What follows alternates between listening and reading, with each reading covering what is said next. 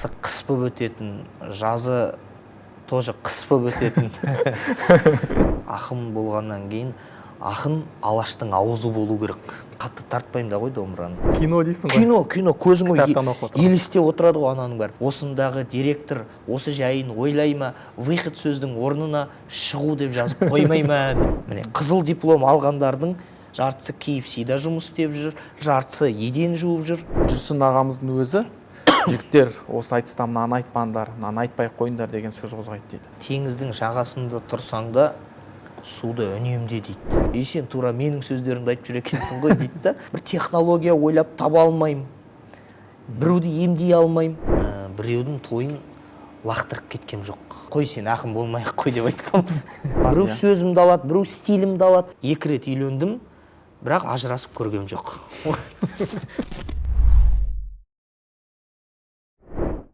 Ассалаумағалейкум, құрметті көрермендер. Назарларыңызға Алаш Лайф бағдарламасының 2-ші маусымын ұсынамыз. Алғашқы түсірілім атақты айтыскер ақын асаба Әлібек Серғалиевпен болмақ. Әлібек, қош келдің. Қош көрдік. Баршаңызға рахмет. Осылай уақыттарыңызды, көңілдеріңізді бөліп жатқандарыңызға. Қашанда шешендіктен бөгелмедім. Ау бастан серігім ет өлең менің. Ассалаумағалейкум, армысыздар ютубтан қарап отқан көрермен. Ой, бәрі келді. Осылай бастайық, ақын деп таныстырғасын. Біздің тарапымыздан да сізге рахмет білдіреміз. Шақыруымызды қабылдап алып, алтын уақытыңызды бөліп, бағдарламамызға келіп. Көрермендердің көкейінде жүрген көп сұрақтар бар, өзіңізге қойылатын. Енді бірінші дәстүрлі сұрағымыздан бастайық. Туған жеріңіз, тегіңіз жайлы айтып кетсеңіз. Балалық шағыңыз қай жақта өтті? Енді ит тойған жеріне, ер туған жеріне, шетін адам қуған жеріне дейді ғой. Сол құсап, мен енді туған жерімді ерекше жақсы көрім. Әркім өзінің туған жерін мақтайды ғой, бақада батпағын айтады. Сол құсап, менің енді туған жерім ол бөлек. Мынау ақ қайыңның ортасы, қарағай мен қайың қатар өскен, ерке есілдің толқындары бір-біріменен таласып жатқан, аққулар жарысып қонған көлдері бар. Енді керемет, қысы қыс болып өтетін, жазы тоже қыс болып өтетін. Солтүстік Қазақстан дейтін жері бар. Солтүстік Қазақстан нағыз бір аяз болады ғой. Ең аязды сұрағың келсе мен айтар едім, менің ауылымнан сұра деп. Сол солтүстік Қазақстан облысында Шалақын дейтін аудан бар. Сол Шалақын ауданында Ысқақ Ыбыраев деген ауыл бар. Мен міне сол Ысқақ Ыбыраев ауылында 1989 жылы 1 қыркүйек күні жұрттың бәрі үйінен мектепке шығып атқан кезде мен анамның құрсағынан кең дүниеге шығып атқан кезім сол 1 қыркүйекте сол солтүстік Қазақстанда дүниеге келдім. Менің туған жерім осы. Мағжан Жұмабаев шыққан, Сәбит Мұхановтар шыққан, Ахметжан Нұртазиндар шыққан, Шалақындар шыққан, Сегіз серілер шыққан. Міне осы жерде туылдым. Бір анадан туған неше ағайынсыңдар? Енді ұлдан жалғыз мен, сосын соңында 2 қарындасым бар, үшеуміз. Өнерге тағы кімнің қатысы бар? Әке-шеше немен айналысады жалпы? Өнерге кімнің қатысы бар дегенде, енді жаңағы айтқан Ахметжан Нұртазин, ол айтыскер ақын болған атамыз. Сол кісі енді тікелей біздің атамыз ғой, аталасымыз. Бұл біздің әкем жағынан. Енді нағашыларымызда өнерден құр алақан емес негізі. Енді қазір Алашұлы деген топ бар ғой, сол Алашұлы тобының бұрынғы мүшесі, қазір жеке әндер шығарып жүрген Әзімбек, дұрыс айтасың. Сол Әзімбек Байлин менің туған нағашым. Екеуміз ол әкеден, мен анадан. Сол туған нағашым. Енді сондағын қарағанда нағашы жағымда да өнер болып тұр ғой. Сол екі жақтан да бар деп айтуға 100% болады. Әжеке өзінің жанұяңда, әке-шешең, қарындастарың? Енді әкем шопыр, өмір бойы шопыр болған. Анам үй қызметінде, негізі балабақшадан жұмыс істеп бастаған, кейін енді балалар дүниеге келгесін. Сондықтан енді әкем ақын болды, анам ақын болды деп айта алмаймын. Ақындық енді менде бар, сол арғы аталарымнан дарыған.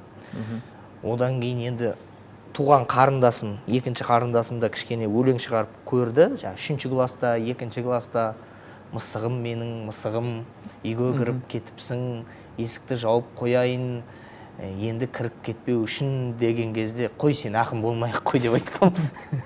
Неше жас кіші өзіне? Бір отбасыға бір ақын жетеді деп, ол 1996 жылғы 7 жас кіші ғой. Сол, әзір осы. Жақсы. Өнерге деген алғашқы қадамдарын неден басталды, қалай басталды? Бастауыш сыныптардан басталды ғой. Өзі адам немен айналса деп айтпақшы, немен ауырса, кәдімгідей соған өзі икемделіп кетеді екен бала кезінен. Мен ана батырлар ол кезде енді не жоқ, телевизор көрсетпейді. 96-97 жылдары свет бәрі сөніп қала береді, кітап қана. Сол кезде кітаптан ана батырлар жырын көп оқиды. Мен ол жердегі неше түрлі теңеу жаңағындай ана жақтан келіпті, қанжарын суырып алады, оң жағынан салады. Керемет қананы оқып отыр. Қазіргі кино дейсің ғой? Кино көзің кітаптан оқып отырған. елестеп отырады ғой ананың бәрі. Сонымен ауырып кеткен ғой, оқи берем жаңағындай. Сөйтіп нетсең, жайлап ұйқас деген, стилистика деген, метафора деген өз-өзіменен фундамент болып ішке қалыптаса береді дегенді. Сөйтіп 3-4 класстан бастап жаймен сол ақындық мен өзіме де келе бастады. Сол. Оны әрмен қарай дамыта бастадым сосын. Енді ана кітапты оққан сайын онымен бірге сөйтіп өлең шығарды. Сөйтіп бастауыш сыныбының ұстазы болатын Бақыт Кәкжанқызы. Сол кісінің күйеуі Қойшыбай ағамыз болатын. Ол аудандық газетте тілші болып жұмыс істеді, өлең шығаратын. Сол кісі айтыпты күйеуіне, осылай менде бір шәкірт бар оқып жүрген. Соның өлеңдерін қарашы деп, сөйтіп ол кісі аптасына бір рет үйіме келіп өлең жазуды түсіндіріп, бәрін реттестіріп, сол Қойшыбай ағам ғой алғашқы ұстазым Бақыт апа екеуі. Сол кісілер бәрін ретке салып, буын-буынақ дегенді түсіндіріп, алғашқы қадам тұсауымды кесті деп айтайықшы, тұсауымды кесіп, тәй-тәй басқызып жерген сол екеуі еді. Мен ол кісілерді ешқашан ұмытпаймын, бәлкім көп айта бермейтін де шығар, сұхбаттың реті кетілгесін мен ерекше бір уақыт арнап сол Қойшыбай ағамен ауылдағы Бақыт апайымды ерекше айтқым келеді. Қойшыбай аға, Бақыт апай, көп рахмет сіздерге Әлібектей ұлдарды осы қазақ еліне сыйлаған үшін. Енді жалпы өнерде домбыраны кім үйретті? Енді өнер мектебін бітірдің бе? Жоқ, өнер мектебін бітіргем жоқпын. Домбыраны Әзімбек үйретті ғой негізі. Әзімбек екеуміз бір жерде оқыдық. Дарынды балаларға мамандандырылған мектеп интернатында оқыдық екеуміз. Әзімбек мықты термеші болды. Сөйтіп мен енді айтысқа 8-ші класстан бастап енді шыға бастаған кезде сол Әзімбек домбыра тартып, қағысын етіп, солай ептеп үйреніп кетті. Енді домбырада бір арнайы қатты ұстаз болған жоқ. Сондай қатты тартпаймын да ғой домбыраны. Демек, өнер жолын айтыстан бастадың, тойдан емес. Өнер жолын айтыстан бастадық қой. Алғашқы айтыстың есінде шығар. Кіммен айтыстың? Қандай деңгейдегі айтыс болды? Ең алғашқы айтыс Петропавл қаласында болды. Ол кезде біздің солтүстік Қазақстанда айтыс деген дүние өте бір көнелеп қалған, нағыз рухани жаңғырғысы келіп тұрған дүние еді. Көбісі айтыс не екенін біле бермеген сондай кез болды. Сол кезде 8-ші класс оқимын. Маған келді енді ұстазымыз. Әлия Малдыбаевна деген ұстазымыз бар. Баян апайларымыз болды. Сол кісілер келді да, бір айтыс болады, соған қатысасың ба деді. Домбыра тарту білмеймін мен ол кезде. Ештеңе етпейді, сен сөйлей берсең болды, ана жерде бір мүдірмесең болды деп алып барды. Сөйтіп бір мектеп оқушысымен айтыстым, бір қызбенен. Сөйтіп ана қыз өз бетімен нелерін айтып жатыр, мен жақта өз бетімен. Сөйтіп қарасам, ана есікте актовый залда выход деп жазылып тұр. Выход деп. Соны классика мектебінде өтіп жатыр. Сонда мен тұрымдағы айтып жатырмын да, классика қазақ мектепте бай екен орыс сөздерге, анау тұрған ағайын выход деген немене деп өйстіп көрсетпеймін ба? Сол кезде бүйтіп маған қарап отқан халық бүйтіп бұрылып анау выход деген жазуды оқып күледі бәрі. Директор сол жерде ұялып нетіп отыр. Одан мен қоймаймын ғой. Осындағы директор осы жайын ойлай ма, выход сөздің орнына шығу деп жазып қоймай ма деген кезде зал бас етіп жарылады. 8-ші класс, мен ол кезде түп-түмәлақ жаңағындай томпиған бала болатын. Бәрі күліп жатыр, содан хит болып сол айтыстан бірінші орын алып. Сөйтсе келесі күні жаңағы директор намыстанып нетіп, жас баланы сөз демей, сол выход дегендердің бәрін алып тастап шығу деп жазып қойыпты. Сол кезде енді жайлап маған да бір не берген шығар, ерік жігер берген шығар. Менің сөзім қоғамға керек екен ғой деген бір сондай іштен подсознаниема бір ой қалыптасқан болу керек. Содан бастап уже айтыспен ауырып кете бастадым ғой. Үлкен сахнада алғашқы айтысын қай жылы және кіммен болды? Одан кейін енді Талдықорған қаласына бардым, бірден 8-ші ма 9-ші класстан бастап. Ол кезде сол жақ Қайнар Алагөзов, қазір Төреғали, соларменен айтысып жүрдік. Ол Жандарбек, Бұлғақовтар оқушымыз, ол кезде бәріміз бір поколениямыз ғой, бір буын. Сол енді ол дәл қайсымен айтысқанымда есімде жоқ. Үлкен сахна сол Талдықорған болды ғой. Оқушылар айтыс. Осы күнге дейін енді сен қатысқан айтыстарда ең үлкен ұтысың қандай болды? Енді мәшине ғой, бәрінің алып атқаны мәшине. Біздікі енді осы уақытқа дейін 4 мәшинедей алыппын айтыстан. Оның енді бәрін бұлай мәшиненің өзі емес, сол бір мәшиненің ақшасын береді ғой, құнын береді ғой. Жалпы осы күнге дейін талай айтысқа қатыстың. Осы халықтың ең қандай үлкен ойын, қандай мұнын жеткіздім деп ойлайсың өз басың? Енді кез келген ақынның міндеті, мақсаты осы қарапайым халықтың ойын, мұнын биіктілерге жеткізу емес пе? Мақсаты, енді қараңыз, бұны кез келген ақынның мақсаты деп айтпайықшы, кез келген ақынның міндеті деп айтайық, иә? Ақын болғаннан кейін ақын алаштың аузы болу керек. Енді кез келген қазіргі айтыскер ақын, кез келген айтыста біз оны айтамыз. Билікке, үкіметке проблема. Енді осы уақытқа дейін әр айтыс, мен білмеймін, әр айтыстың барлығында белгілі мәселелерді айтып отырдық. Сол айтыстың уақытында қазақта қандай проблемалар болып атты, сол бойынша өзіміздің пікірімізді айтып отырдық. Оны Ринат та айтты, Мұхтар да айтты, Балғынбек ағалар бәрі айтып жүр, біз де айттық. Жеке өз басын, өзің қалай ойлайсың? Мен осы халықтың ойын жақсылап жеткіздім деген бір есінде қалған бір айтыс бар ма? Шумақ па? Шумақ емес, жалпы қандай ой, қандай тақырыпты жеткіздің? Енді соңғы айтыстарымыздың бірін айтайық. Мынау Орал қаласында болды. Батыс Қазақстан облысы Орал қаласында. Сол кезде Жандарбек екеуміз айтыстық. Сонда менің сол кездегі айтқан мәселемді айтайын. Енді анау қазір проблема, енді зейнетке шығудың жасын 63-ке дейін қойып тастады ғой. Сосын қазіргі қандай проблема бар? Жастар бәрі оқиды, диплом алады, бірақ жұмыс жоқ. Міне, қызыл диплом алғандардың жартысы KFC-да жұмыс істеп жүр, жартысы еден жуып жүр. Сол проблеманы айттым. Сол кезде енді кейбір жерлерін ұмытып қалдым. Былай деп айтқан болатын: мен де айтайын, бойымда сабыр қалса, шындықтың аз да болса мәні қалса, елдің жайын ақын боп біз айтайық, әйтпесе айта алмайды халық аса. 63-ке зейнетке шық деп жатқан, биліктің қолдамаймын заңын аса. Кемпір шал немереге ақыл айтар, кемпір шалдың жұмысы болып жатыр тағы даса. Ол аз десең, жастардың дипломы жоқ, бір нәрсе бұның да мәні қалса. Қарттар кетем десе пенсия жоқ, жастар келем десе вакансия жоқ, биліктің түсінбеймін заңын аса. Қазір как раз сол кезде билік біздің ауысып атты. Жаңа келген биліктен сұрайтыным, шаруаң болып жатсын тағы даса, қазір елге қызмет қыл, о дүниеде ойыңа келгеніңнің бәрін жаса деп сөйтіп айтқан кезде енді халық шулап кетті. Бұның ішінде көп жерлерін ұмытып қалдым. Сонда мысалға осы қазіргі жастардың жұмыссыздығы, қоғамдағы болып жатқан зейнетақыға қатысты проблемаларды айттым. Енді соңғы айтылған менің аузымнан шыққан проблемалар осы.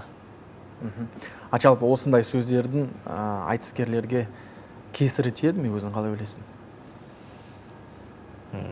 Жоқ, енді жалпы біздің қазақтың менталитеті, табиғаты, мынау ақын әзіл айтып атама, ақын шындықты айтып атама, жалпы ақынға өкпелемеу керек қой.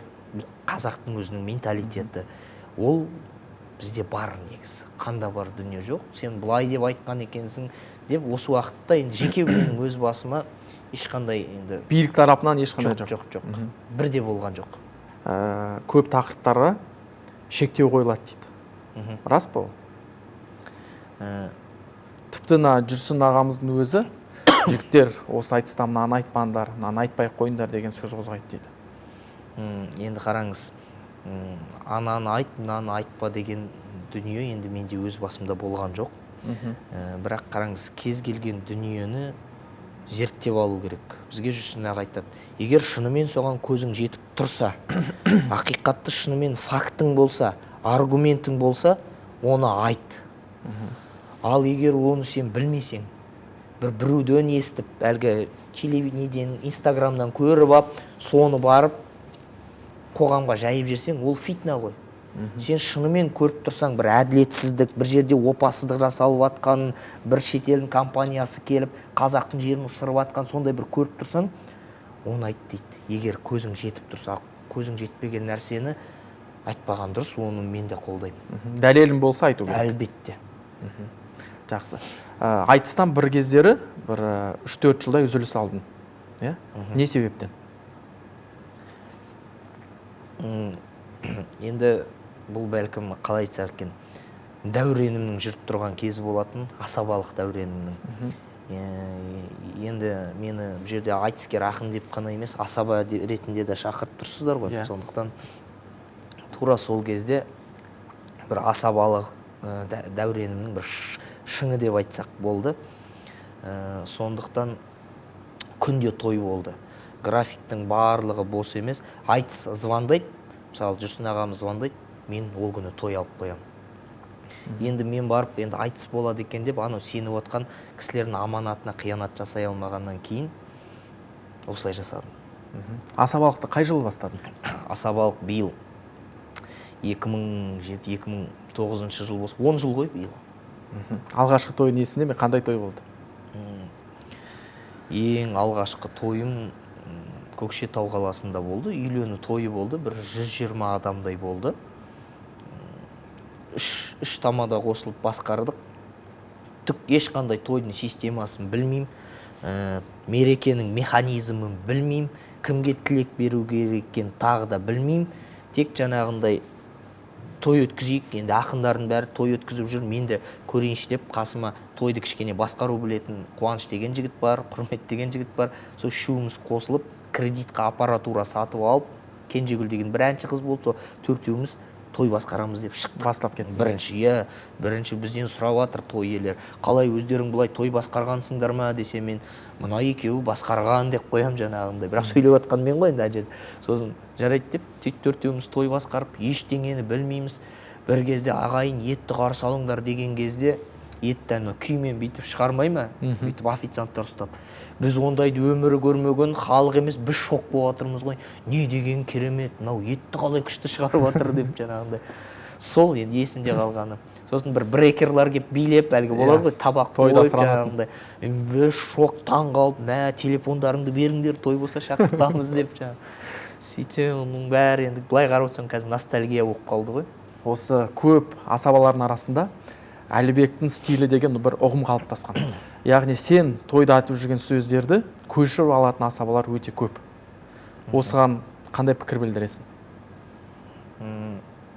Дұрыс па ол, әлде бұрыс па? Енді жаңағындай айтады ғой, теңіздің жағасында тұрсаң да суды үнемде дейді. сол жағынан келіп қарайтын болса, әрине бұл дұрыс емес. Жаңағыдай біреудің дүниясын, біреудің еңбегін мысалы шығарып, оны біреу сені айтып атса, дұрыс емес. Бірақ енді ол өзі шығара алмаса, өзі сондай әзілдерді құрай алмаса, бірақ ол да біреудің сөзін жаттап, соны жұртқа өткізіп атса, ол да меніңше үлкен еңбек. Сондықтан да бұған мен бұл сұрақты ашық қалдырғым келіп тұр. Дұрыс деп те айтпаймын, бұрыс деп те айтпаймын. Жеке менің бір сөзімді біреу алып, соны айтып жүр екен деп, менде ешқандай да қызғаныш оған жоқ. Әрине өкінішті, мен айтып атқан кезде маған кісілер келді, ой, андағы сөзді біздің ауылдағы Болат айтып жүр ғой, біздің ауылдағы Талғат айтып жүр ғой деп. Бір рет қай жерде осы Екібастұзда ма бір той басқарып атқан кезде, сол жастардың арасынан бір тамада шығып кеп маған айтып атады, сен тура менің сөздерімді айтып жүр екенсің ғой дейді да. Соның қандай сөздер десем, мынау дейді да. Мысалы сол сөздердің авторы мен екенімді де білмей тұр ана жігіт. Көрдіңіз ба? Бірақ не деп өкпелеймін енді оған. Сосын айтам, мен қазақтың сөзі көп қой, біреу болмаса біреу жазған шығар деп сөйтіп айттым. Бірақ мен де біреудің сөзін айтам мысалға. Көрдіңіз? Өзіме ұнаған сөз болса, жаттап аламын. Сосын елдің алдында соны тиімді сәтте қолданамын. Жоқ, авторын айтасың ғой енді. Авторын оны айтып тұрмаймын ғой. Мысалы бір андай бір екі жолдық әзіл болады жаңағында, иә. Мысалы жол мұраты жету, қыз мұраты кету, 2 жас бақытты болсын, больше проблем нету деймін. Оның авторын мен білмеймін. Мысалы бір жерден естіп алдым, өзім ұнады, қолданып жүрмін. Көрдіңіз?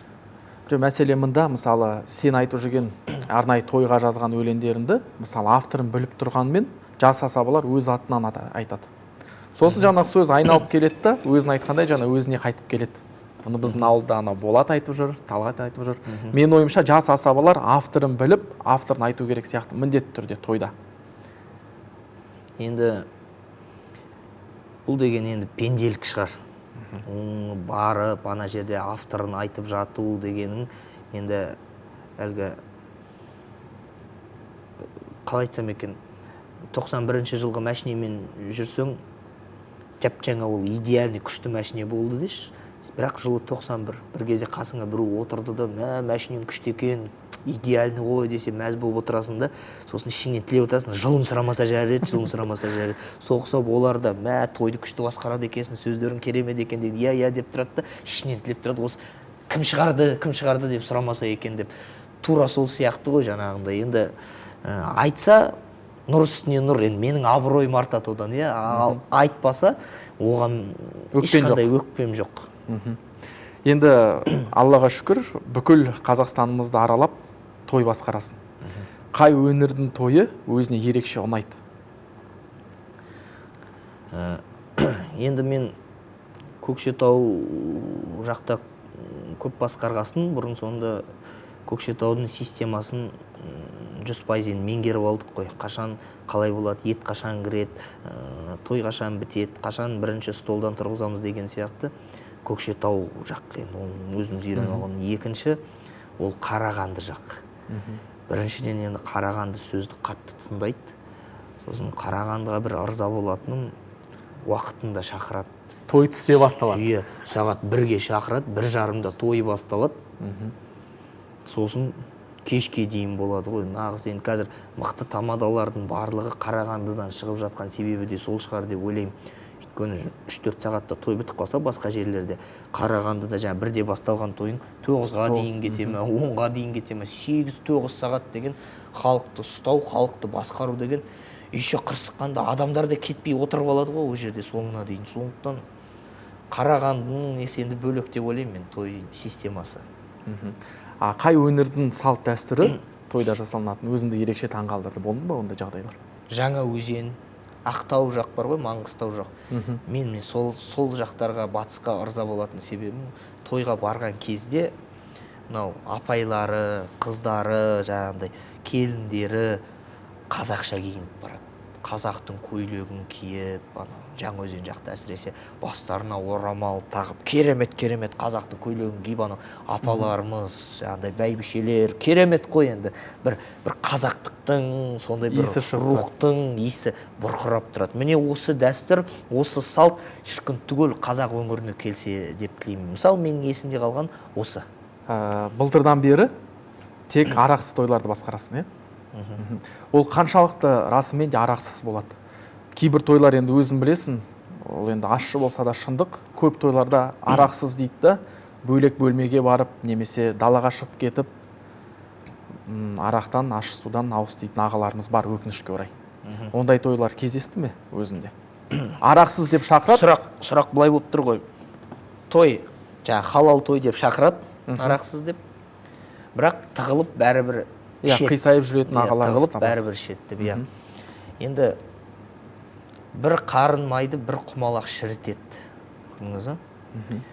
Бір халал той деңіз, бір қарын май болса, оның ішінде бәрібір бүлдіретін бір құмалақ жүреді. Мәселе арсыздықтың деңгейінде. Мынандай хадистар бар. Ақыр заман жақындаған кезде арсыздық қатты күшейеді, күнә деген дүние. Сол күнә деген дүниенің қатты күшеюі соншалық, күнә көшеде кәдімгідей жасалып атады. Көрдіңіз бе? Мысалы, тығылып, бір жерде мысалы ұрлықты тығылып жасайды керек болса, ол кәдімгі елдің көзінше жасайды деген сияқты сондай көбейеді. Бұны мен тура солай айтар едім да. Бұл жерде енді ол іше ме, ішпей ме, ол өзі біледі ғой. Күнәсін өзі көтереді, бірақ мына жердегі дастарханға арақ қойылмау, бұл бір плюс. Арсыздықты көзден тыю, жаңағыдай, көрдіңіз бе? Екінші, сол тойға сәл де болса береке кіргізу. Үшінші, мынау халықтың етін, тәнін, жанын арағы жоқ қоғамға, арағы жоқ дастарханға үйрету. Мысалы, баяғыда, мына үстелде рөмке қайда, рөмке жоқ деп шошитын болса, ертең жайлап қоғам үстелде рөмкені көріп қалған кезде, ачо мына жерге рөмкелер қойып қойған, мынау елдің көзінше арақ құяйын деп отқан жоқ па, өзі деп бір сондайға қоғам келсе, бұның өзі бір жеңіс болар еді деп ойлаймын. Мұндай шешімге өзің қалай келдің? Мынандай хадис бар, сендердің жақсыларың қоғамға пайдалыларың дейді. Қоғамға пайдалы деген мен барып біреудің әлгі бір жұмысын шешіп беріп, біреудің военкоматын шешіп беріп, бір інімді милицияға жұмысқа орналастырып беруім, ол емес қоғамға пайда. Қоғамға пайда дегеніңіз сол қоғамның дамуына, рухани, технология, білім маңызды емес, дамуына үлес қосу, құрдымға кетуіне емес. Міне, кім қоғамның дамуына үлес қосады, сол қоғамға пайдалы адам сол өмірде өзінің миссиясын орындап жатыр деп мен білем. Менікі өнер, менікі той болғаннан кейін, енді осы той бойынша ой келді маған. Мен неге қоғамға бір сәлде болса пайдамды қоспаймын деп. Мен мешітте жамағатты жинап алып уағыз айта алмаймын. Көрдіңіз бе? Бір технология ойлап таба алмаймын. Біреуді емдей алмаймын. Менің қолымнан келетін осы Алла берген өнер. Сондықтан мен сондай шешім қабылдадым. Арақсыз ғана тойды басқарам деп. Той иелері звондайды, біздің той халал, тойға арақ құйылмайды деп, тек қана сондай заказдарды ғана мен қабылдаймын. Бұл жерде бірінші дін тұрған жоқ, көбісі қателесіп жатыр. Әлібек бір сектаға кіріп кеткен екен, жоқ, бұл жерде дін тұр. Бұл жерде менде рух тұр. Намыс тұр. Ұлтымыздың рухы. Иә, соны ойлап тұрмын. Жайлап қоғам соған келсе, менен басқасы, менен қазір мысалы үлгі алып жүр ғой. Біреу сөзімді алады, біреу стилімді алады. Енді бір осы қабілетімді де шіркін менен біреу алып, халал тойға шыға бастаса, қоғам жайлап өзі келеді. Өйткені сондай болды, звондайды маған. Боссыз ба? Мен айтам, иә, боспын. Неңіз? Келіңіз, осы жерде той болады десе, арақсыз ба десе, жоқ, арақсыз той өтпейді ғой, құямыз дейді. Кешіріңіз, онда бара алмай, мен қазір тек арақсыз той ғана өткізем деген кезде трубканы тастай салатын. Сосын бір сағаттан кейін қайтадан звондайды. Біз ақылдасып, тойда сол арақ құймасақ та нормально өтеді, сол сізді алдырайық деп отырмыз дейді. Көрдіңіз бе? Сонда бұның уже жайлап қоғамның осыған келе жатқанын білдіреді. Сондықтан да осы уақытқа дейін әлгі селкілдедік, халықпен бірге есіріп жаңағыдай болды. Енді оның бәрін бұлай сырып тастап, кішкене адам 30-ға келген кезде сәл Ой өзі жинақтайды екен. ой жинақталады екен. Мына бойы да өзгереді, қарны шығып кете бастайды ғой, 30 жас тура сол ұқсап ойы да өзгереді екен адамның. Ал осылай телефонмен хабарласып, сенімен саудаласатындар бола ма? Мысалы, осыншама төлейміз, бірақ арақпен басқарып берші дегендер кездескен шығар басында. Болды. Сол керісінше мен арақсыз тойға шыққаннан бастап өзімнің тойдағы құнымды біле бастадым ғой. Звондайды, енді адамдар көп, оларға түсіндіре алмайсың. Көп нәрсені сатып алуға болады, көп нәрсені ақшамен шешуге болады деген адамдар бар. Көп деп айтпаймын, бірақ бар. Сонда звондайды, біз саған 2 есе төлейік. Осылай. Бір кезде баға миллионға дейін көтеріліп кетті. Жоқ, аға, қойыңыз, мен мәселе ақшада емес. Арақсыз істеңізші тойды, мен күшті өткізіп беремін, уайымдамаңыз деп. Бірақ қалап тұр ғой, енді жаңағыдай жоқ деп. Сөйтіп аяғында жарайды, миллион болмасын, өзі қанша сұрайсың, айтшы. Бағаңды айтшы. Саған болады ғой, міне, осылай предложение жасады. Саған болады ғой, осы тойды өткізіп, өзің ұнайтын ақшаны ал, қалған тапқан ақшаңды бір жерге садақа қылып бер. Алла кешіріп жүрмей ма күнәңді дейді. Басқа жол тауып беріп жатыр. Басқа жол тауып береді, саған қосайық жаңағындай ақша деп. Сонда да ішіңдегі сұмырайың ойландырып жүреді екен кәдімгідей бар. Қу дүние дейсің. Шынында да деп деген сияқты. Сосын жоқ аға, олай қыла алмаймын деп сөйттім да. Сонда да жарайды деп ренжіп қоя салды да, келесі күні бәрібір қайтадан звондайды. Болады, айтқаннан қайтпайды ана кісі. Сөйтіп қайтадан звондап, сондағы айтқаны ғой, жарайды, тойды халал өткіземіз, арақсыз болады, бірақ 1-2 үстел бір бастықтар келуші еді, соларға ақырын саған көрсетпей қойсақ болатын шығар дейді да. Келісесің онда? Жоқ, келіскен жоқпын. Сосын айттым, аға, ренжімеңіз, мен ол күнім бос емес, енді басқарғым келіп тұрған жоқ деп, енді бұйырмады сол той, көрдіңіз бе? Сондықтан да өзі Алла тағала береке береді. Саған бір есікті жауып қойды ма, Алла тағала екінші есікті ашып қояды. Тек сәл сабыр ету керек. Сәл сабыр етсең, сәл сынақтан сынып қалмасаң, өзі табыс табудың басқа шешім жолдары шығады. Жақсы. Бірақ енді тойларың азайған жоқ қой? Тойларым азайған жоқ дегенде енді сәл азайды, бірақ сапасы күшейіп жатыр ғой. Берекесі артып жатыр. Береке, анау керемет қой, адам сенің алдыңда 300-400 адам отыр, бәрі тыңдап отыр сені. Керемет емес пе кәдімгі? Ол мәселе қанша ақша тауып жатсың, ода емес та, ана жерде сені тыңдап отыруын. Ал арақ шарап болса, у-шу, бәке сәкесін шақырады, сәке тәкесін шақырады, тамада өз бетімен сенің өзің абыройсыз жүресің ана жерде. Оларға бірдеңе десең, оның ішіндегі жаңағындай болмайтын дүние ғой, енді былайша айтқан кезде өте қиын. Мен ол асабаларды қазір аяймын. Той арақпен өтуді мен уже елестете алмай қалдым ғой қазір. Сондықтан да ел сені тыңдап атуы, жұмасына мен қазір 3-ақ рет тойға шықсам да, маған ол жетіп жатыр. Күнде шығып жүрген жоқпын бұрынғыдай. 3 күн, 4 күн, соның өзіне шүкір. Алла қаласа, өзің жоспарлайсың ба? Осы жасқа дейін той басқарам, сосын қоям тойды деп. Бұл туралы мен ойланғанды жоқпын. Ойлана бастаған кезде бұл сұрақты жауап тастап жүрмін ғой. Өйткені енді бұл жаспен өлшенетін дүние емес шығар деп ойлаймын. Әр жастағы асабаның өзіне жарасатын дүниесі бар.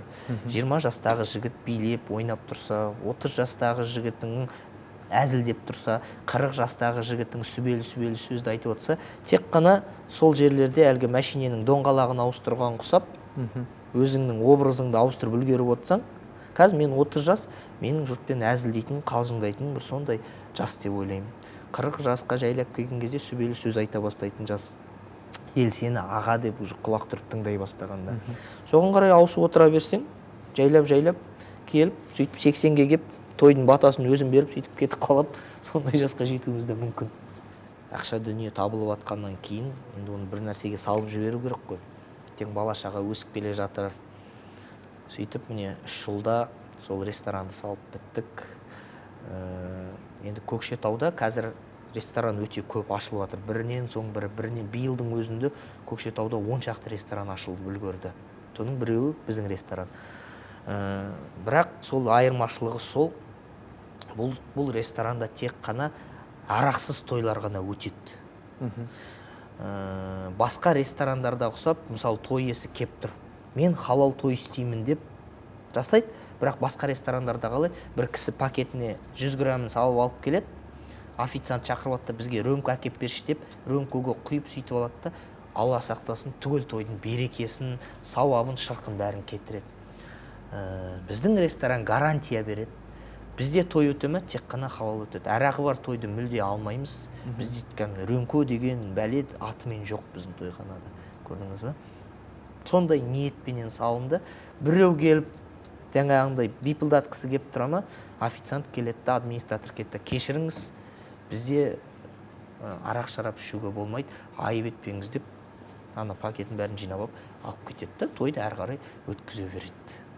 Сондықтан тек қана ол мейрамханада той арақсыз өтеді деп мен шештім. Ол одан енді пайда табам ба, таппайым ба, оны Алла біледі, бірақ менің ниетім, айтып тұрмын ғой, әу бастағы менің проектім осы қоғамның, мынау біздің қазақ қоғамының, мен түгел қазақ деп айтпайыншы, осы хотя біздің солтүстіктің халқы шіркін біраз уақыттардан кейін мынау халал той, арақсыз тойлар анау тойдан көбірек болса екен. Вот менің бастап кеткен проектім осы, сол бойынша келе жатырмын. Жайлап береді деп ойлаймын нәтижесі. Керемет бастама екен. Ондай тойханалар жоқ шығар. Тіпті Көкшетауда ғана емес, бүкіл Қазақстанда санаулы шығар, Енді санаулы дегенде кеше ғана бір Бүркен деген ағамыз болды деп ғой, бар ол кісі. Сөйтіп осылай жолда Астанада кездесіп қалдық, сигнал беріп, сөйтіп кездесіп сол жерде, сөйтсе бір объектті ол кісі ресторан салып жатыр екен. Үлкен 350 адамдық па ресторан салып жатыр. Жүр, мен саған көрсетейін деп ананың ішіне алып келді. Кірсем, телефоннан Бақара сүресін қосып қойған, ананың ішін тазалап, сондай ниеті сондай екен. Керемет қой. Сөйтіп ананың ішіне кіргізіп маған айтып жатыр да, мен де тура сен құсап ниетім бар, осы ресторан тек қана арақсыз ғана тойлар болса екен деп. Көрдіңіз өз қалай. Алла тағала өзі ана кісімен көшеде кездестік қалып, жаңағындай жүр, мен саған бірден көрсетейін деп алып барып, анау стройкасын көрсетіп жатыр. Осы Астанада керемет анау ресторан салып жатқан мықты. Сөйтіп жаңағындай сол Бүркен ағам айтып жатыр ғой. Менде тура осылай халал ресторан салғым келеді. Арақсыз той сондай өтетін, қазақи нақышта деп. Сөйтіп енді мен де тілегімді айтып, батамды беріп, ырза болып кеттім. Көрдіңіз бе? Міне енді бұйырса, міне Астанада да жақын маңда ашылып қалады. Мен де ол кісіге қуанып айтып жатырмын. Болды, онда мен өзімнің клиенттарымды сіздің ресторанға жіберіп отырамын Астанада. Менікі бос болмаса дейсің ғой? Иә, Астанадағы клиенттарымды деп. Сөйтіп қарап отырсаң, келе жатыр қоғам. Қуанасың, одан күш аласың, жігер аласың. Яғни сенен үлгі алып арақсыз тойлар басқаратын асабалар бар, және де осындай тойхана ашатын ағаларымыз бар. Енді ол менен үлгі алды деп айтпай-ақ қойын, Алланың разылығы ғой, бәрінің көздегені, халқының болашағы Алланың разылығы. Сондықтан да сол ниеттерін енді Алла қабыл етсе екен деп тілеймін. Мынау жасап атқан амал жария бір рия болып саналып кетпесе екен деп тілеймін. Негізі жақсылықты көп айта бермегенде дұрыс қой. Бірақ оны үлгі ретінде айтып отырса, ол бір басқа. Өзің намаз оқисың ғой? Аллаға шүкір. Неше жастан? Енді оны бұлай санамаппын, 20-дан кейін сол намазға жығылдық қой. Мен қателеспесем, қажылыққа да барып келдім. Кіші қажылыққа бардық, үлкен қажылықты енді Алла нәсіп етсе бару енді арманымызда ғой. Қандай әсерде болдың? Енді ол жер мынау Мекке болсын, Мәдина болсын, пайғамбарымыз Мұхаммед саллаллаху алейхи уассаламның ол туған жері, бұл бір. Екіншіден біздің қазір ата-бабаларымыздан бастап міне осыған дейін ислам діні, мұсылманбыз деп жүрміз ғой. Сол мұсылмандықтың, дініміздің жайылған жері ғой. Дініміздің қоғамға, әлемге тараған жері Мекке, Медина дейтін қалалар ғой. Ол жерге бару қандай әсерде болдың дегеннің өзінде мен оны жеткізіп айта алмаймын. Мен былай ғана жауап берейінші бұған. Адам бір көзін демалдырғысы келсе, өзі бір шаршайды ғой жұмыстан, неден, қай жаққа барады? Египетқа кетеді, Дубайға кетеді, Таиландқа кетеді, бір демалайын. Былайша айтқан кезде тәнімді денемді демалдырайыншы деп барса сол жақтарға кетеді. Египет, Таиланд маңызды емес. Ал адам жүрегін демалдыртқысы келсе, жүрегін қажылыққа бару керек. Мен жауабын осылай бергім келеді. Өйткені ана жерде жүрек тәулігіне 24 туғаннан бастап адам өлгенше дейін жұмыс істейтін жүрек қой. Демалмай. Ұйықтасаң да, тұрсаң да, жатсаң да, отырсаң да, сол жүрек менің түсінігімде бірақ жерде демалады. Ол қажылыққа барған кезде. Сондықтан да барлық қазір мені көріп отырған адамдарға айтатыным, жүректі демалдырудың не екенін түсінгің келсе, сол Мекке, Мединаға бар. Жақсы. Енді көптің көкейінде жүрген сұрақ, Әлибек қай жылы үйленді, бүгінгі таңда неше баласы бар? Сол сұраққа жауап берсең.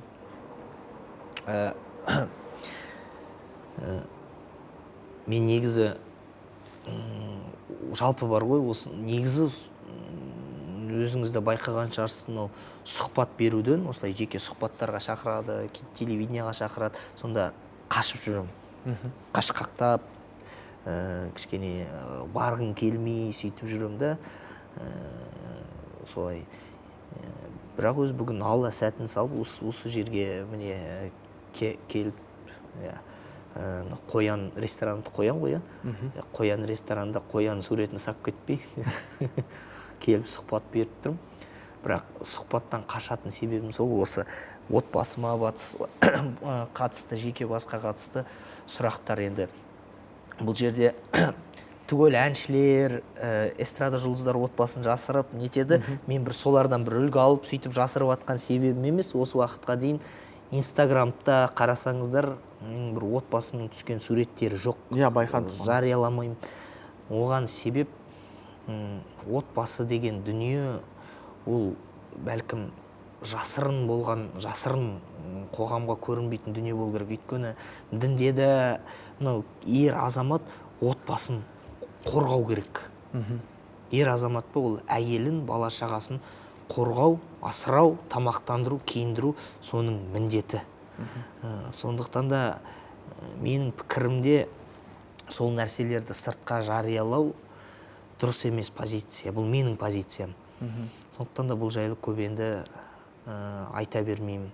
Ақиқаты үйленгем, бала шағам бар, әке шешемнің қолында тұрам. Аллаға шүкір, бәрі жақсы. Мен енді 2 рет үйлендім, бірақ ажырасып көргем жоқ. Осылай интриганы осылай қалдырайық. Жақсы. Соңғы сұрақ онда, қазбалай бермейік. Неше балам бар? Сол сұрақ қызықты болып тұр. Бәрібір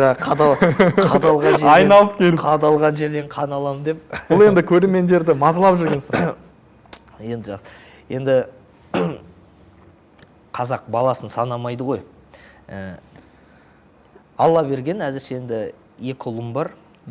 Біреуінің есімі Әзірет Әли, екіншісінің есімі Әлинұр. Енді кейінгісін жаңағындай көре жатармыз. Енді көрінген қызықтың ерте кеші жоқ. Құдай қаласа, Алла нәсіп етсе, енді көп балалы әке болу менің арманым шыны керек. Енді Алла тағала соған жеткізсе екен, және маған күш, қуат, амандық, саулық берсе екен, сол балаларды өсіріп, өндіріп, ешкімнен кем қылмай бір бөлек оларды ел басқаратын, осы елдің жүгін сүйреп алып шығатын бір тұлға қылып қалыптастырсам, мен өзімнің миссиямды орындадым деп санар едім. Бұл отбасы деген нәрсе, бұл жайлы бөлек тақырып қозғауға болып тастар еді. Әңгімемізді жаңағындай халал тойдан немесе айтыстан емес отбасынан басталсақ, бәлкім нетіп үлгерер ме едік. Мынау өзі қазақ үшін жанұя отбасы деген нәрсенің ұғымы бұл өте бөлек. Біз бұл вопроспенен қазір не үшін ажырасулар көбейіп кетті? Өте көп. Қазақстанда өте көп. Неге? Біз өзіміздің табиғатымыздан кетіп баратырмыз. Менталитетімізден, мінезімізден, отбасы жайлы түсінігімізден кетіп бара жатырмыз. Қазақ кез келген нәрсеге атау ұғым қойған кезде соны ашатындай, сол тақырыпты ашатындай ұғым қояды. Көрдіңіз ба? Мысалы орыстарда семья деп аталады. Иә, мен ойлаймын, неге семья? Тұқым деген сөз ғой ол, семья. Ал біздің қазақта қалай деп аталады? Отбасы дейміз. Отбасы. Оттың басталатын жері. Яғни оттың қасында белгілі адамдар жиналып, топтасып, сол жерден жылу тарап жатыр. Сол үшін қазақ семьяны отбасы деп айтады. Немесе жанұя деп айтады. Адамның жаны бар ғой, сол жандардың жиналатын бір жері. Тоқ етері мәжіліс болатын жерді айтып тұр ғой. Жанұя десе де, отбасы десе де. Ал қазір өкінішке орай телефон, интернет, телевизор шыққаннан бастап, көрдіңіз ба? Бұл басқа ұлттың жауы емес шығар, телефон, интернет дегеніз. Бірақ конкретно айтайын, бұл қазақтың дұшпаны. Қазақтың өзінің табиғатынан алыстатып жіберетін дүние осы телефон, интернет. Өйткені шай ішіп отырса да бәрі телефон шұқып отырады, тамақ пісіріп отырса да баяғы оттан алатын жылу, жаңағы отбасы, сол жоқ. Жылуды азайып жатыр. Жылу азайған сайын қазақ болудан қалады. Осыған көп көңіл бөлу керек деп ойлаймын мен. Осы тұста мынандай сұрақ туындап тұр. Жаңа өзің айттың, ажырасу көп. Статистикаға сүйенсек, елімізде әрбір үшінші жанұя ажырасып кетеді екен, өкінішке орай. Осы тұста жас жігіттерге, қыздарға тағы қандай ақыл айтасың? Бақытты жанұяның сыры неде, сенің ойынша? Бақытты жанұяның сыры сабыр сақтауда. Біз ата-бабаларымыздан ақылды емеспіз. Осыған қатысты ата-бабаларымыздың қалдырып кеткен көптеген ақыл сөздері бар. Қазіргі жастарда біздерде сабырсыздық жоқ. Жоқ, көрдіңіз ба? Бір міне үйленгеніңе бір ай, жайлап екеуіңнің мінездерін келіспей бастайды ғой. Жаңағыдай анау оң дейді, сен сол дейсің, ақ дейді, біреу қара дейді. Сол кезде екі жақтан сабырсыздық кетеді, мынау эмоция соныменен алған кезде ажырасуға кеп соғып жатыр ғой. Көрдіңіз бе? Ешкім билігін бергісі келмейді, ешкім сабыр еткісі келмейді. Ал баяғыда біздің ата-бабаларымыз қандай сабырлы болған. Ол сабырлы деген бір ашудың жоқтығы емес, намыстың жоқтығы емес. Ол сабырлы дегенің өзін өзі басқара алу ғой. Өзіңнің эмоцияңды, өзіңнің ашуыңды, өзін өзі басқара алған еркек, ол отбасында басқара алады әлбетте. Сондықтан ата-бабаларымыз қалай айтып тастаған? Басы қатты болады, аяғы тәтті болады дейді. Не деп тұр? Сабырлыққа шақырып тұр. Мынау қатты кезіне шыда дейді. Сабыр түбі сары алтын дейді. Сабыр етесің ба, түбінде сол алтыныңды табасың. Ол алтын дегенің дүние байлық емес, соның жеңісін, соның жемісін көресің деп тұр ғой біздің ата-бабаларымыз. Көрдіңіз ба? Көз қорқақ, қол батыр дейді.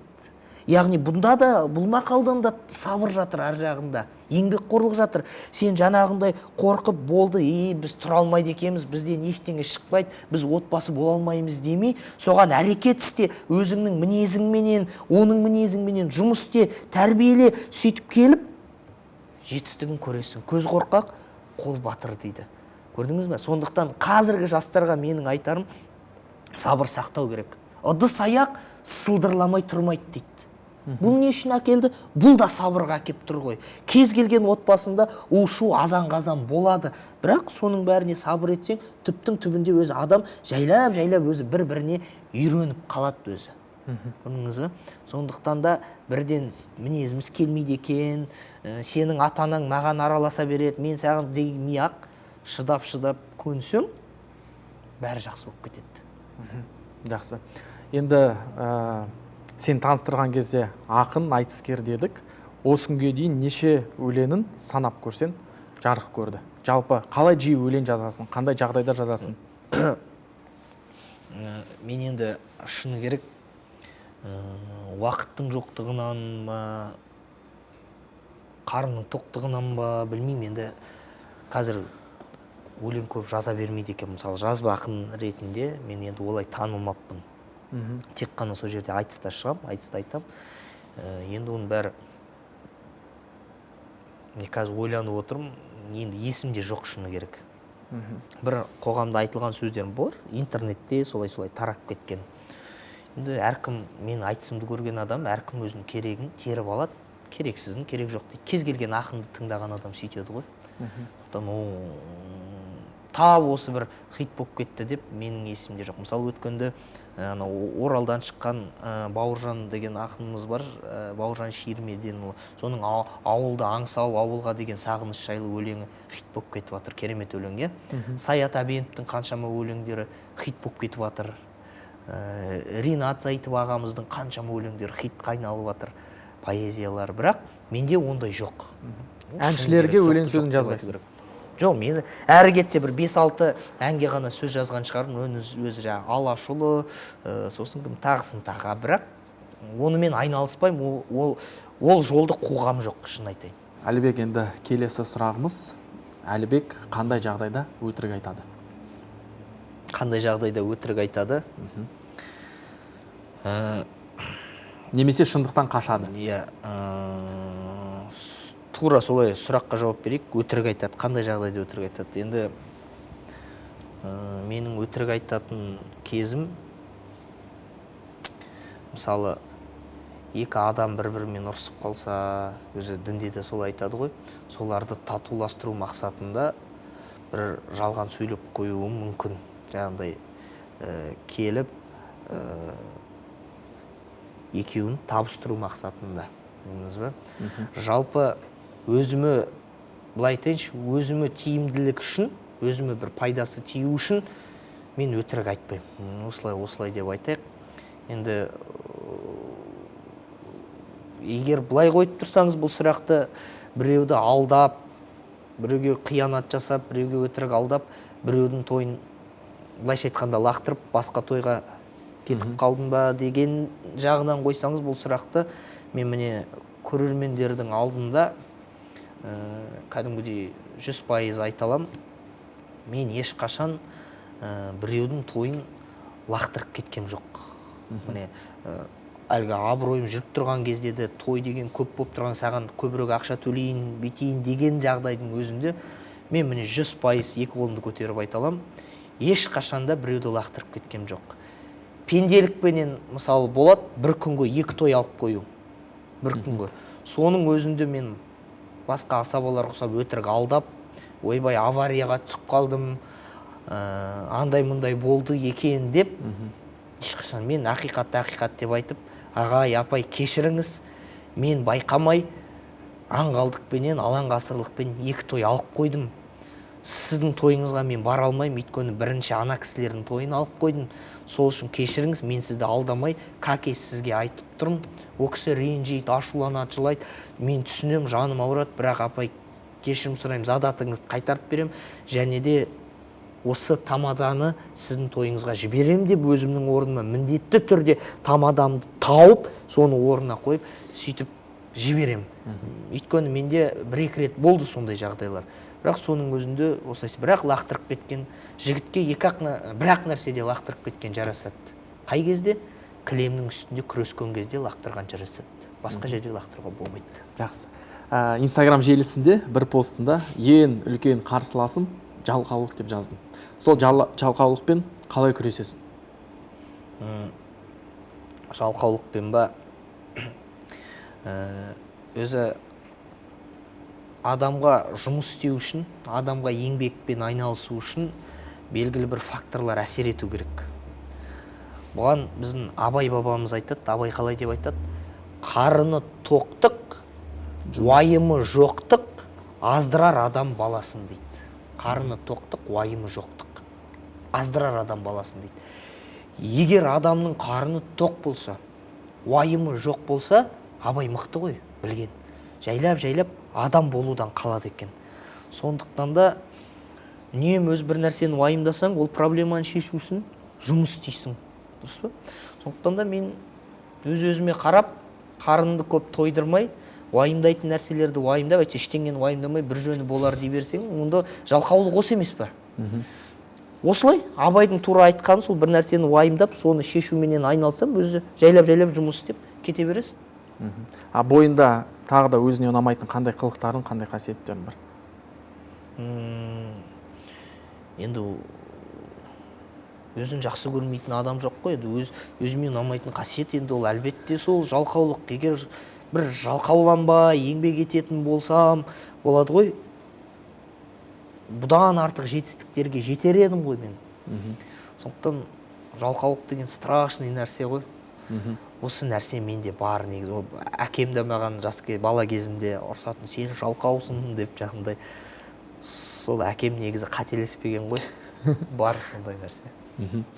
Жақсы. Той жоқ кезде, мысалы демалыс күндері күн тәртібің қандай? Үйде болған кезде. Стресс алам.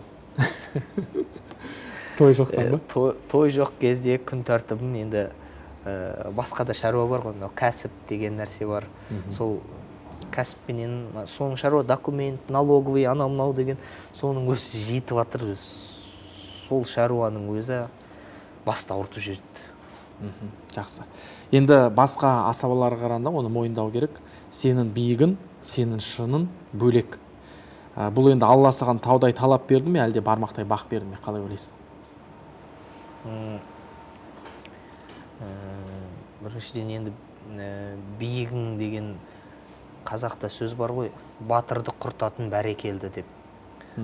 Сондықтан да ең бірінші әлгі мен біреуден биікпін, біреуден жоғары, менің орным Әлібек Серғалиевтің тұлғасы қазақ үшін бөлек деген ойдың өзі мен үшін өте қорқынышты ой. Бұдан сақтану керек деп ойлаймын өзім. Бұл менің мақсатым да, азаматтық міндетім де осы. Адамның алды болма, сөз тиет, арты болма, көз тиет, арты болма, сөз тиет, ортасында жүр дейді ғой. Сол құсап көптің аса назарына ілікпеген, жай ғана тыныш шаруаң тындырып жүрген дұрыс деп ойлаймын. Өр көкірек болғанмен өрге қарай бармайсың, кішіпейіл болғанмен кішірейіп қалмайсың дейді.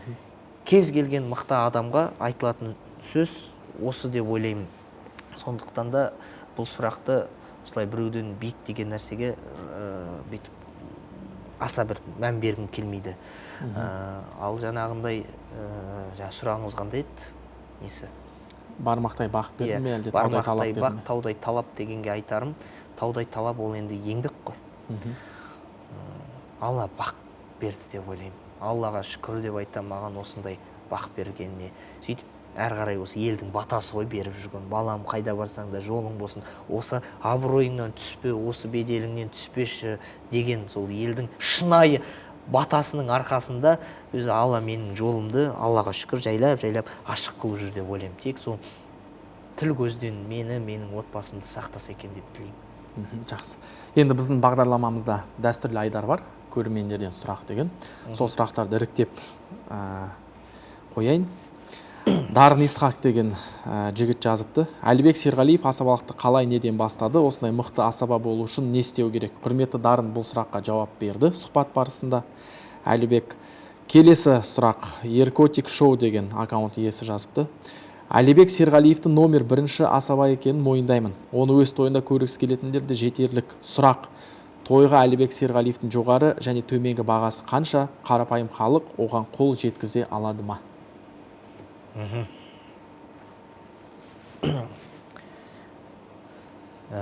Жоғары және төменгі бағасы. Ең төменгісі баға тегін. Белгі себептер болады. Көп қой жаңағындай, ондай тегінде барып жүрген тойлар көп. Сосын енді осы уақытқа дейін ең көп мен тойдан алған бағам, шын айтайын, сол миллионға дейін. Одан артық алып көргем жоқ. Енді шүкір, енді жаңағындай комментарийлар кететін шығар, бір тойдан ол 1 миллион алыпты, соншама не болды деген. Жалпы айтып жатырмын, осының арасында 200 мың, кейде 300 мың, кейде 500 мың, кейде 400 мың, кейде 800 мың, сол секілді. Тегінен бастап миллионға дейін деп солай өлшек. Жақсы. Келесі сұрақ. Дәурен Істілеуов деген жігіт қойыпты. Өзің енді мамандық бойынша мұғалімсің. Қазақ тілі және қазақ әдебиеті. Мамандық бойынша жұмыс істеп көрдің бе? Жоқ, 2011 жылы диплом алдым. Сөйтіп шаң жұтып тұр диплом. Жоға, шаң жұтпақ түгіл тұншығып тұр дипломның өкпесі бәрі қайда екенін білмеймін мен ол диплом. Дипломды алдым, машинемді саттым. Машинемді сатқан кезде багажнигімде ма бардачогымда диплом кетіп қапты. Сол бой жоқ диплом. Оны мен іздегенмен де жоқ. Жаңағы беріп есіме түсті диплом қайсы. Ой, ол анау машинемнің несінде Мерседтің ішінде жатушы еді ғой деп ол Мерсед сатып жүрген бәлен жыл болды. Сонымен сол диплом да неді солай кетті. Қазір дипломы жоқ жігіт Әлібек. Иә. Жақсы. Келесі сұрағымыз KZ видео аккаунт иесі қойыпты. Астанаға көшіп келу жоспарда бар ма депті. Астанаға көшіп келу жоспарда жоқ. Енді мен Астананы жаман қала демеймін, маған ұнайды. Бірақ мен үшін Астана жұмыс істеп, кәсіп жасап,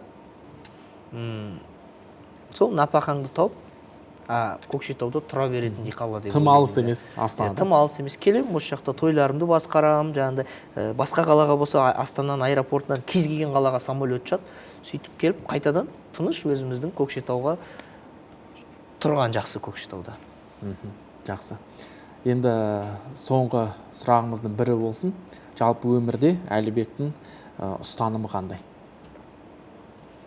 Енді бір нәрсені қайталап айтуға болады ғой, менің ұстанымым өмірдегі осы жүрген жерімде білмеймін, осы бір 4 жыл өлеңді қайта-қайта айта беремін.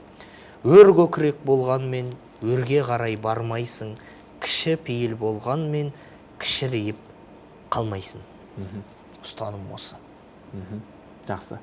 Енді осымен осы тұста сұхбатымызды аяқтайық, құрметті көрермендер. Әлібек біздің бағдарламаға бізді тұрақты түрде көретін көрермендерге ниетіңді, тілегіңді өлең сөздермен жолдасаң қалай болады? Елді ойлайтын патшамыз Қасым-Жомарт Тоқаев болсын. Өнерді ойлайтын бағдарлама Алаш лайф болсын. Бұл жерде сөйлеген кез келген азамат азаматтыққа лайық болсын. Ал егер лайық болмаса, сендерге айып болсын, осындай хайп болсын. Керемет.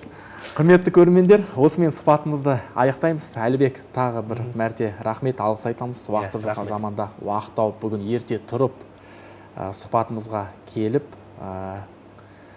көрермендердің көкейінде жүрген сұрақтарға жауап берген үшін мына алғыс. Көрермендеріміз ырза болады деген ниеттеміз. YouTube, Алаш Лайф YouTube каналымызға тіркеліңіздер, мақтасаңыздар да, даттасаңыздар да ерік өздеріңізде. Қонақта болған айтыскер ақын Асаба Әлібек Серғалиев. Рахмет. Рахмет. Сау болыңыздар. Сау болыңыздар.